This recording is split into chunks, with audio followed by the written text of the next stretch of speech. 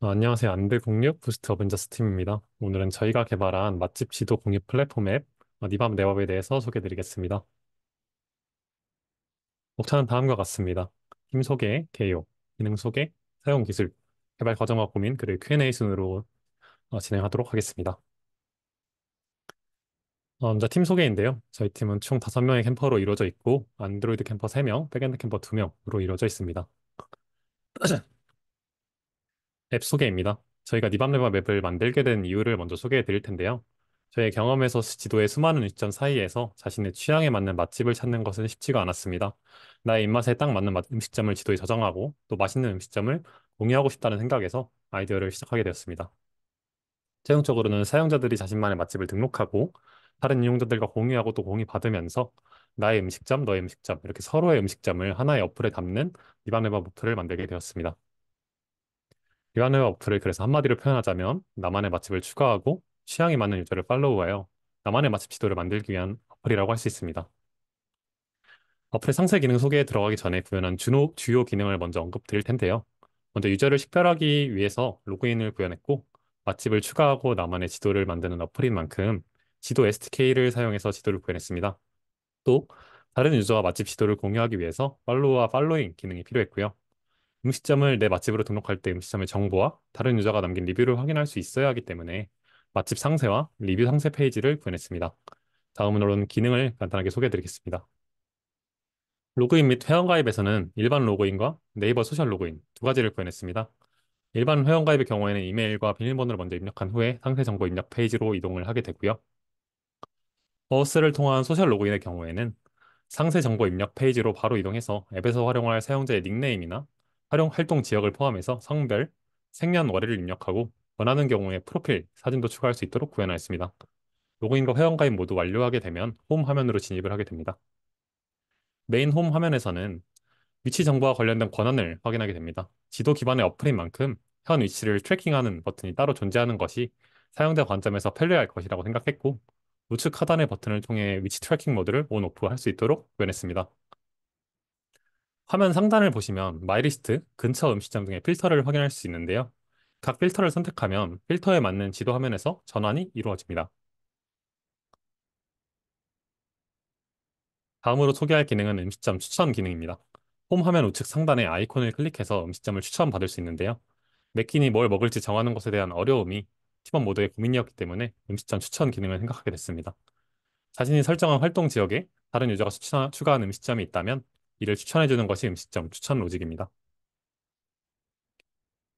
필터와 상관없이 지도의 모든 음식점 마커를 클릭하면 바텀 시트가 올라오고요. 이 시트에서 음식점의 기본 정보를 확인하고 내 맛집으로 추가할 수가 있습니다. 현재 시연 영상처럼 위시 맛집으로도 음식점을 추가할 수 있으며 리뷰 보기를 통해서 맛집 상세로 이동할 수도 있습니다. 다음은 상단의 검색바를 이용해서 음식점을 검색하는 화면입니다. 지도, 주소나 관련 키워드 등을 활용해서 검색하는 방법도 고려했지만 현재는 음식점 이름을 통해서만 음식점 검색이 가능하게끔 구현이 되어 있는 상태입니다. 두 글자 이상의 키워드를 입력하면 해당 키워드를 포함하는 음식점 이름을 가진 리스트를 자동 완성 리스트로 제공하게 됩니다. 다음은 저희 애플의 핵심이라고 할 수 있는 맛집 추가와 상세인데요. 나만의 맛집 지도에 음식점을 추가하고 싶다면 접근성, 맛, 서비스 등에 대한 평가와 함께 총평을 남겨야 추가가 가능합니다. 이러한 평가 항목을 선택한 이유는 새로운 음식점을 방문했을 때 중요하게 여기는 요소라고 생각하기 때문인데요. 리뷰를 남기고 난 이후에는 해당 맛집 위치로 지동을 이동하여 유저에게 보여주도록 구현하였습니다. 맛집 상세 보기 페이지에서는 음식점의 기본 정보와 다른 유저들의 리뷰를 확인할 수가 있습니다. 상세 페이지에서는 3개의 리뷰만 확인이 가능하고 더 많은 리뷰를 보고 싶은 경우에는 리뷰 전체 보기 페이지에서 확인이 가능하고요. 리뷰 전체 보기 페이지에서는 시간순 또는 추천순으로 리뷰 정렬이 가능합니다. 팔로우 및 소셜에서는 추천 친구 칸에서 유저를 추천받을 수 있는데요. 설정한 활동 지역이 같고 맛집 리스트가 겹치는 유저를 추천해주는 기능을 구현했습니다. 아래 팔로잉 탭에서는 현재 팔로우하고 있는 유저와 자신을 팔로잉하고 있는 유저를 확인할 수 있습니다.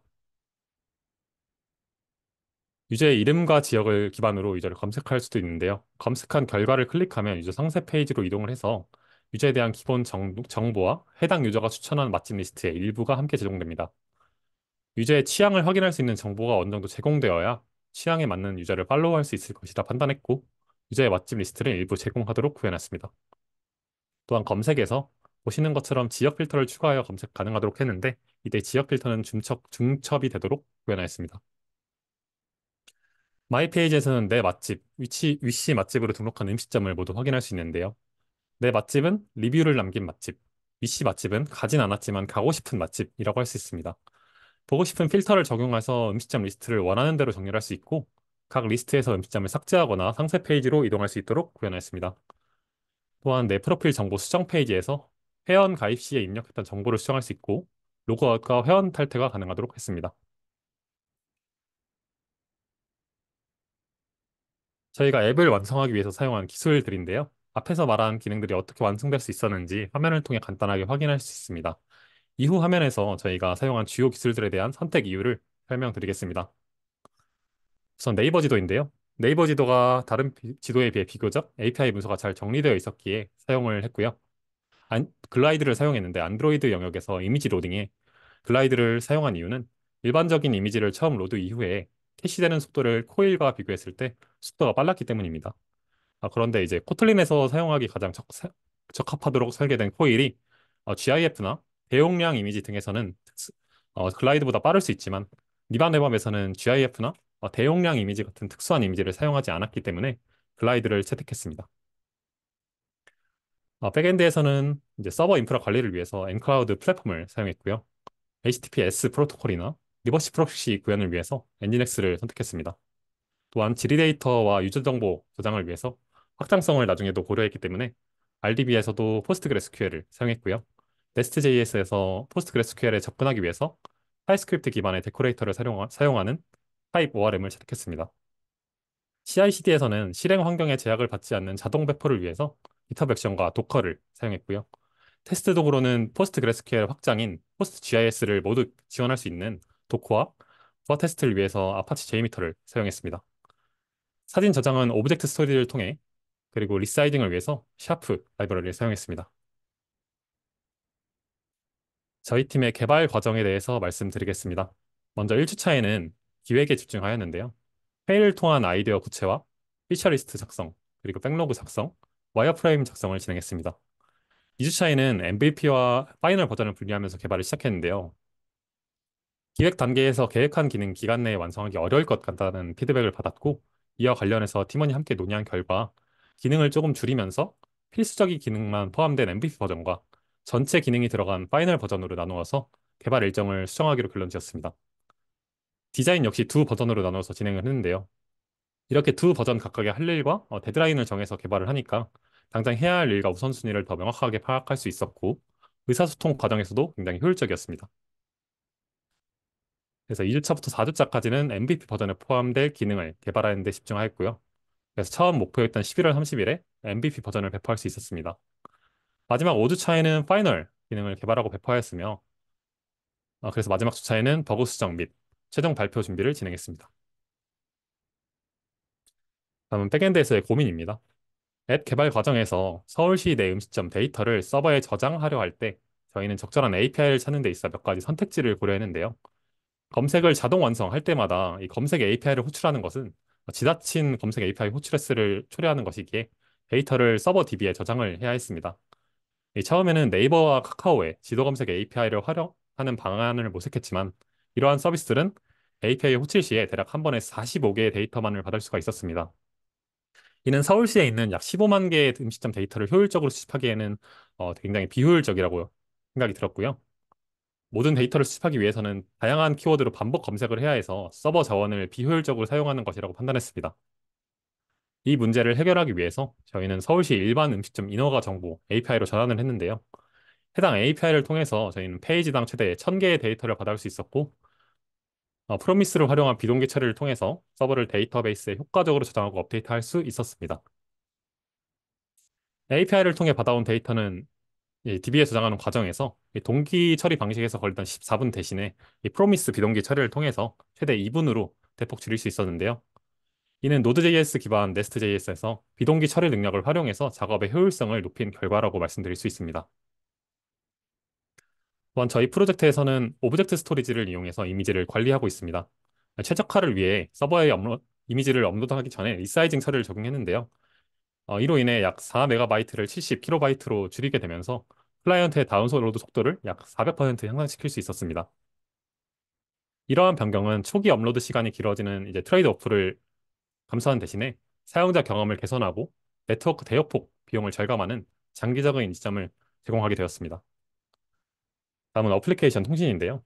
저희 앱의 백엔드 통신 과정에서 이제 사용자가 앱을 통해 발생시키는 모든 요청은 엔클라우드에 배포된 엔진엑스 서버를 통해 처리됩니다. 이때 HTTPS 프로토콜을 사용함으로써 데이터의 안전한 전송을 보장하고요. 다음으로 이 요청들은 VPC라는 격리된 네트워크 환경 내부에서 라우팅되어서 이제 엔진엑스 서버에서 요청을 받았던 것이 웹 어플리케이션 서버로 전달이 되고 와스에서는 이를 처리하여 필요한 데이터를 데이터베이스와 상호작용하며 요청에 응답하도록 구현했습니다. 이 구조를 통해 사용자의 요청을 신속하고 안전하게 처리할 수 있었고 결과적으로는 사용자에게 안정적인 서비스 경험을 제공할 수 있었습니다. 다음으로는 AOS 고민에 대해서 말씀을 드리겠습니다. 아, 아. 네. 이어서 안드로이드 파트 개발 과정과 고민 말씀드리고자 합니다. 네, 저희 리밥 네밥은 지도 뷰를 통해서 맛집 지도를 공유하기 때문에 현위치 트래킹이 가능해야 사용자 경험이 좋아진다고 생각을 했습니다. 해서 위치 권한과 GPS 언오프 여부에 따른 화면의 플로우를 고민하며 시각화 자료로 정리하였습니다. 네, 우선 홈 화면의 현위치 트래킹 활성화 상태를 try on, off 세 가지 스테이트로 관리하였습니다. try on 상태에서 사용자 위치 권한과 휴대폰 GPS on-off 상태를 체크하고 두 가지 모두 충족되면 on 상태로, 그렇지 않으면 권한 허용 요청 및 GPS 세팅 창으로 이동하도록 하였습니다. 이로써 안드로이드 공식 문서에서 권장하는 런타임 권한 원칙에 부합하게 권한 체킹을 할 수 있었습니다. 다음 고민으로는 네이버 지도 사용자 경험 개선입니다. 화면에 보이는 건 초기 모델의 맛집 필터 전환 시나리오인데요. 필터를 변경하였을 때 화면의 이동 혹은 확대 축소가 없으며 때문에 음식점이 한눈에 들어오지 않습니다. 만약 서울 곳곳에 흩어져 마커가 찍혀 있다면 화면 대응이 어려운 상태입니다. 저희는 어떻게 하면 필터 변경 시 화면 이동을 사용자에게 자연스럽게 제공해 줄 수 있을지 고민하고 개선해 나갔습니다.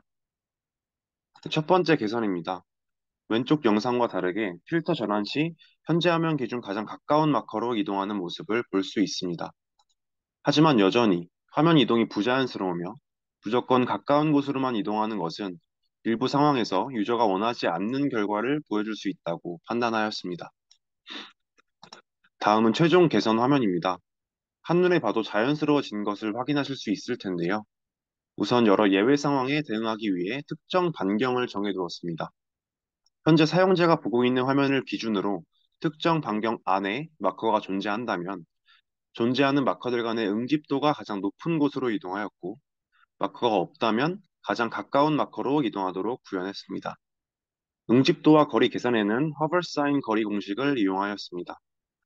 이외에도 많은 위도, 경도, 범위의 고려, 필터들의 중간점과 같은 많은 시행착오 과정이 존재했고, 다양한 고민의 과정을 거쳐 현재의 최종 버전이 완성되었습니다. 네, 마지막 고민은 기본 음식점 마커를 어떻게 표시해야 할까입니다.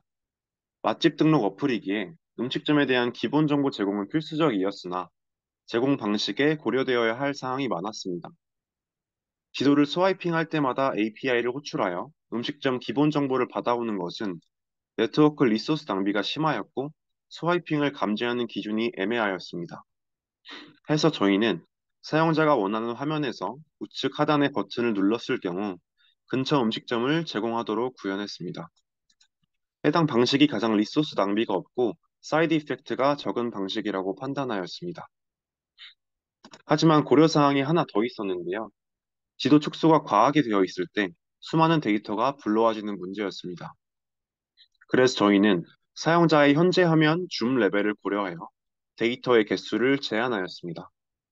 특정 줌 레벨보다 확대된 상태일 경우 반경 300m 내에 모든 음식점을 불러오도록 구현했습니다. 특정 줌 레벨보다 축소된 상태일 경우 현재 지도에 보이는 반경에서 40개까지의 음식점만 불러오도록 제한하였습니다. 위 모든 과정들을 통해서 사용자 경험을 향상시키고자 하는 노력과 그에 따른 개선된 결과물을 얻었으며 사용자의 시선에서 자신의 앱을 바라보게 되는 값진 경험이었습니다. 네, 이상으로 지금까지 안드 6팀의 리밥대밥이었습니다. 들어주셔서 감사합니다.